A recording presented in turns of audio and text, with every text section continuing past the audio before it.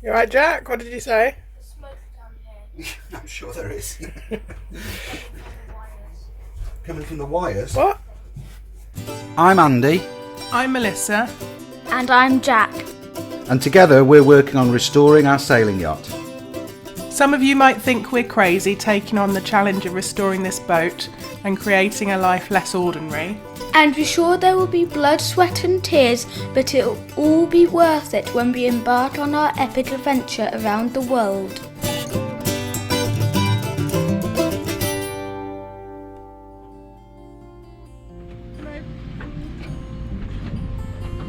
You got the compressor there?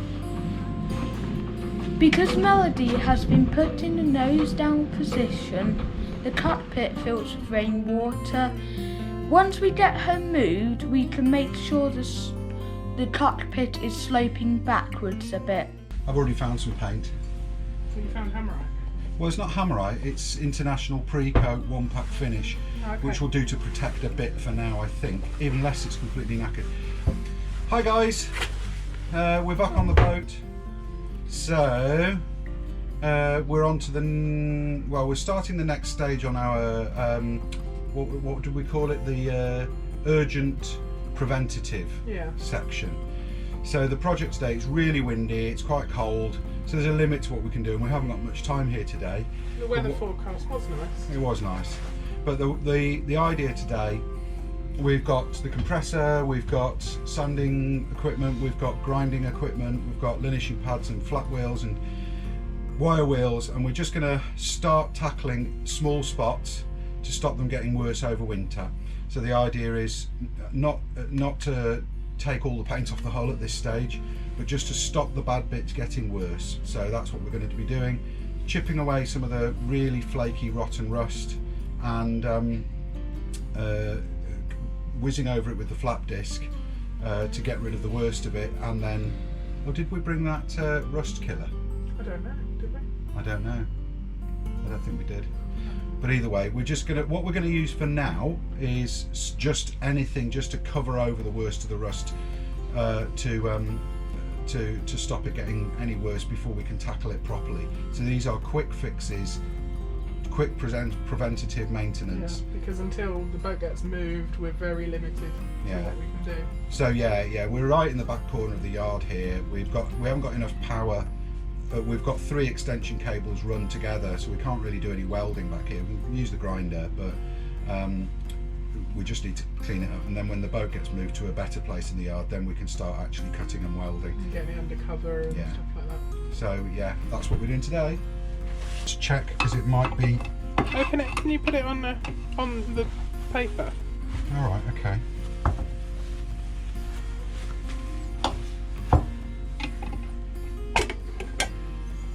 Okay. Tasty. Yeah, that's going to be alright. You reckon? Yeah. My only concern about it is that it's white, and my preference is to have it a different colour so that it highlights to us the areas that need tackling properly later down the line. But it's okay for now. We just mustn't forget.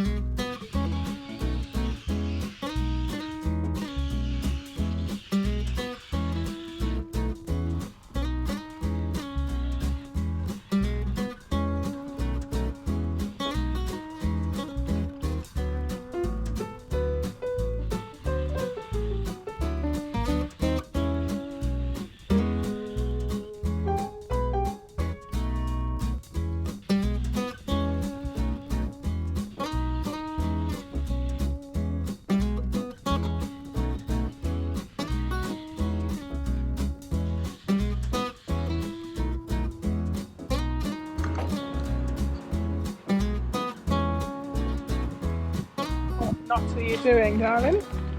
Fun. What knot are you practicing? Well, the bowline. You're doing the bowline, are you? Yeah. Practicing the bowline. The one rabbit. Oh yeah. So what's rabbit goes round the hole, Okay, so comes out the hole, nothing. round the tree and back in the hole. Yeah, so that's it.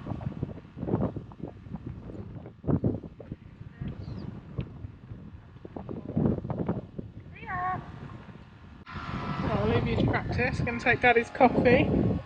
Looks like it's going to rain. So excuse the wind noise. What we're doing for now, temporary measure, is just we've cleaned up the whole of the front of this coach roof with the grinders, as you've seen, and we're just literally putting on some protective coat just to to stop it getting any worse until we can do a proper job. So please don't think that this is our proper job. This is the temporary fix. It's the equivalent of putting a plaster on a cut. We're just stopping it getting worse for the time being.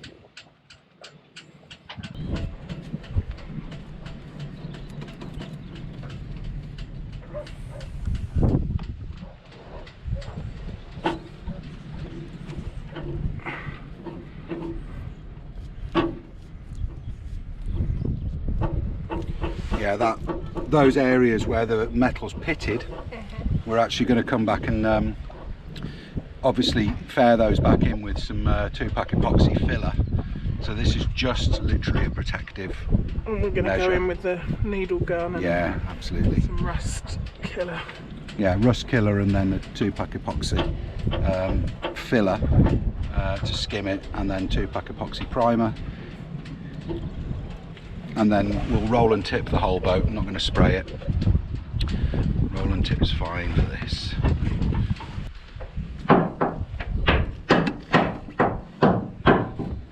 We started taking off all the winches so we could take them home to service them. So what I'm having to do here, because it's been painted over and painted over and painted over, is knock the paint off the nut head with the end of an old hammer. Then I'm using it, they're 11mm, these nuts, but because of the paint, the 11mm won't go on straight away, so I'm using the 12mm end to get the to spin around and get the rest of the paint off, and then the 11mm will fit on. Here we go.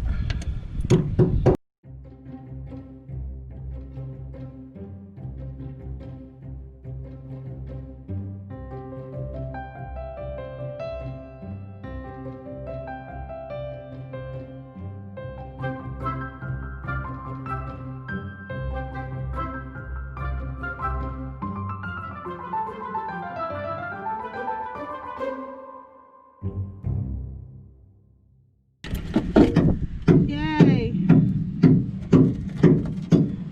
Got that one off. I got mine off. Took half the boat with it, but I've got it off.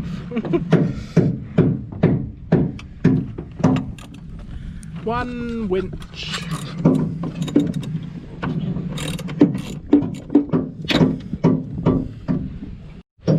Off.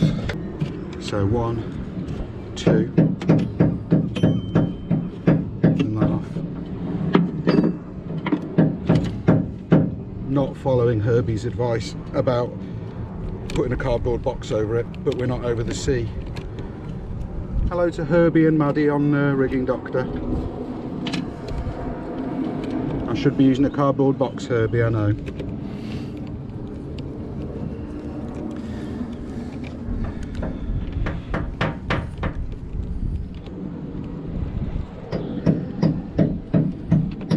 There's the tailor. Oh, ow.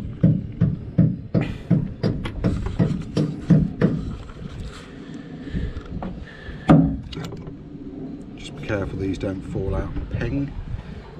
There we go. And now we can get a screwdriver on that so that you can undo it.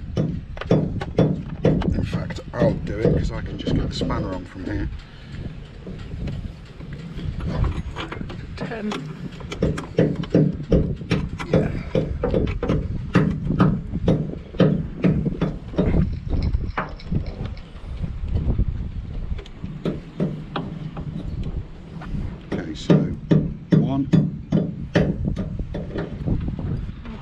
you can hear in the background is Jack. That's some nasty old grease in there. Yum.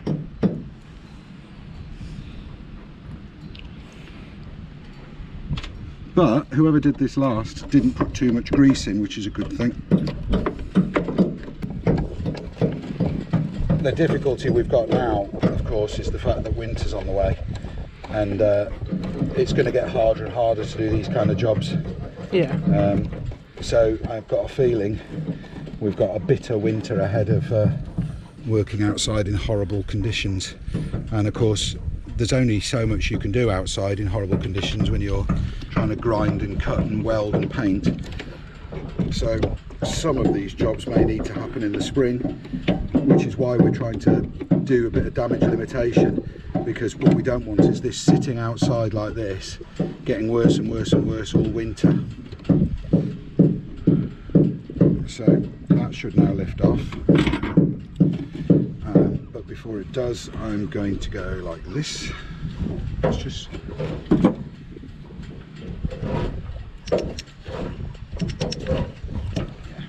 lovely. And these, put this back together and take it home to fix it. Does that one turn?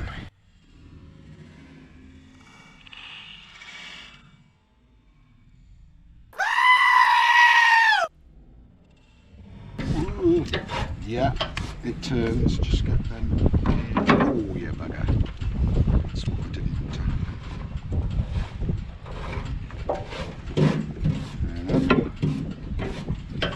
Didn't want to do that.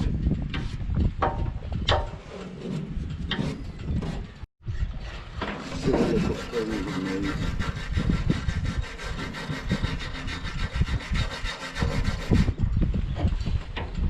Doing a great job, Jack.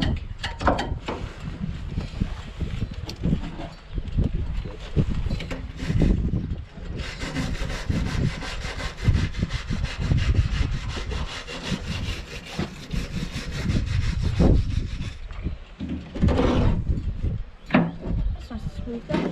Yeah.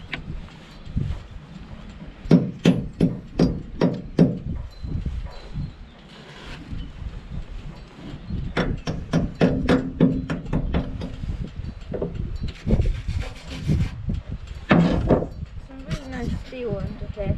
Yeah. That's shiny. Shiny. Shiny, shiny.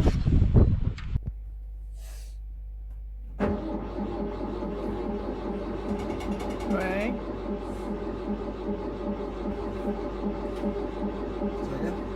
It made a bit more like.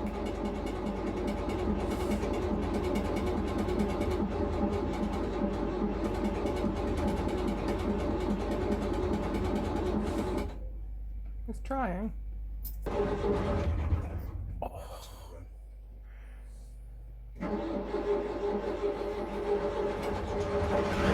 Hey.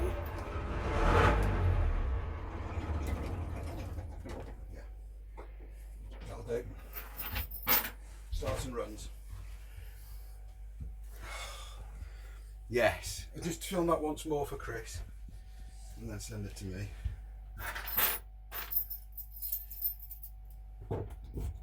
Right. 1, heat, throttle. We're recording? Yeah. Test run number 2. Okay,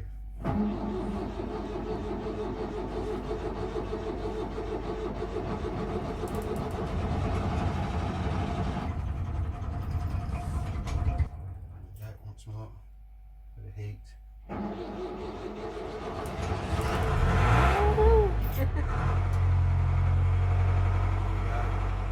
It's running. Sounds nice. Yeah. If I pull this then, tip over. Engine stop. Engine stop works. Excellent. Everything works. Next question is, does it go in and out of gear? Let's try it. Okay, this is. I'm not going to do any more than this. Are we not pushing it?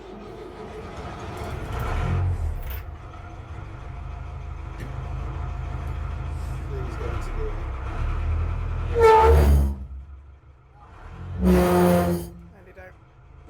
let's not do that. But the gearbox isn't seized. The cutlass bearing is dry. Right. Engine stop. Perfect. I'm happy. How do you know the gearbox not seized? Well, I could hear that turning. Right, okay. I could hear that was definitely the gearbox turning and the prop shaft turning, but the cutlass bearing was making a noise. That's all. You alright, Jack? What did you say? Smoke down here. I'm sure there is. Coming from the wires. What? No, it's not. God. It's just the wires are warm. The smoke down there coming from the exhaust, which is coming out from. It's just the. I'm guessing the exhaust is in bits. Yeah. But it's also smoky out the back there. Yeah. Well, that's good news. It starts. It starts and it runs and it goes into gear. It makes a horrible noise when it goes into gear. That's literally just the cutlass bearings, as dry as a bone. God, that's fantastic. Virtually no welding to do. So I looked at the welding this morning and it's not that bad. It's a lot of the areas that I thought, oh, that'll have gone through there and that'll have gone through there. It really hasn't. The surface rust. I need to do a little bit more metallurgy, I think. Study of metals and rust. And, well, study of metals, basically. In this boat, it's metallurgy. Metallurgy? Metallurgy. Metallurgy? Yeah. Not metallurgy? No, metallurgy something else. Okay. Metallurgy. But I don't understand enough about the chemistry of metal, but I'm going to educate myself. But basically, a lot of when carbon steel rusts, you would think it would lose weight and lose mass, but it doesn't. It actually gathers mass. I wish I'd rust. and lose weight. No, so bottom line is metal that rusts gets bigger, not smaller, which is weird until a piece falls off, because it actually picks up, I think, ions, but I'm going to educate myself on this. But the bottom line is lots of areas where you look like, oh my God, that's really rusty and it's corroded. It is, but the patch of corrosion is not spread beyond what you can actually see, maybe a tiny little bit, and a lot of the places that I would have sworn would have gone through haven't gone through. That doesn't mean I'm not going to cut them out and replace them anyway, because the chances are the thin steel has got unacceptably thin in that area. But we've actually ordered an ultrasonic machine for. Have we ordered one? Have you ordered that? No, I thought you bought one. No, I said we need to get one. Oh, I thought you bought one. Anyway, we're getting an ultrasonic machine, so that instead of having to rely on somebody else to measure the thickness of the steel, we can actually do that ourselves, and which I think will be, for living aboard permanently, saves pain. We can keep an eye on it, and then obviously, once we've done everything, we'll get a survey and see if we're right. But bottom line is, it's nowhere near as bad. There's surface rust, lots of places which has tarnished the paintwork and looks really bad. And yeah, granted, it's gone right through in the anchor locker, and at the back, what we discovered is the original transom was much further. There's been a sugar scoop added on to the original transom, and what's happened is water has got in through the plywood top on the sugar scoop, and has sat between the sugar scoop and the original transom and just pulled, and so it's rotted through there. Yeah, that's how it's gone through. And water in the gas locker. There's water in the gas locker, and water inside the sugar scoop, basically, because the sugar scoop was welded onto the outside of the original transom. And okay, there's a lip, so where it's got high enough, it's come over and then gone into the bilge. But that's why it's rotted around that seam at the back there. So it's just the sugar scoop, because they put on a metal sugar scoop, but then with a plywood floor on it, if you like, a plywood base to stand on. So I'm going to put a metal top on that. There you go. Anyway, engine runs, really happy. Blimey. Yeah.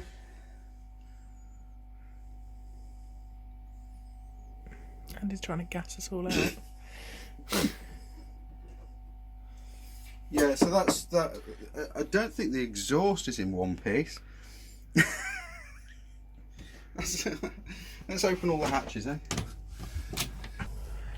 Don't open the hatches in the forepeak. I've opened the hatches in the saloon. Go and sit outside then, Jack. With my hands behind. Yeah, we'll let that air for a bit, I think. Wow.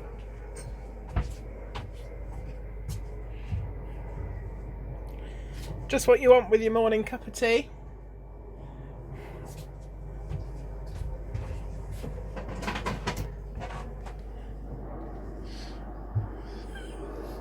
And Jack resumes his position, facing a book. Oh my god, look at that. Do you like that little seat, Jack? That is a lot of smoke. But, I mean, it is just exhaust smoke, it's nothing. That's just simply where we ran it for a minute with. It's not even warm, but I wouldn't expect it to be. That's a hell of a calorifier. Yeah. So what is a calorifier for? Just making hot water? Yeah, it's basically like an immersion heater. But instead of having an electric element that sits in the water and heats your water. So if it doesn't work, is it essential? No. No. But if it doesn't work, then it's likely rotted through, and if it's rotted through, then you probably need to get rid of it. Because what it does is it passes the hot water that's circulating the engine, through the calorifier to cool the water in the calorifier tank. To warm the water in the calorifier tank, so you've got hot water in your taps. But if that rots through, then you've got those two sources of water are not supposed to mix, if you get what I mean.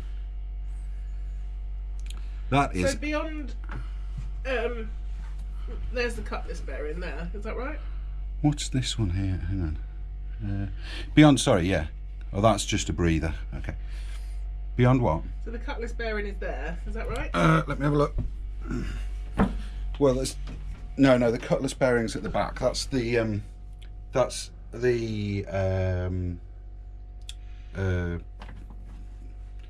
drive coupling, basically. Yeah. Right. Yeah.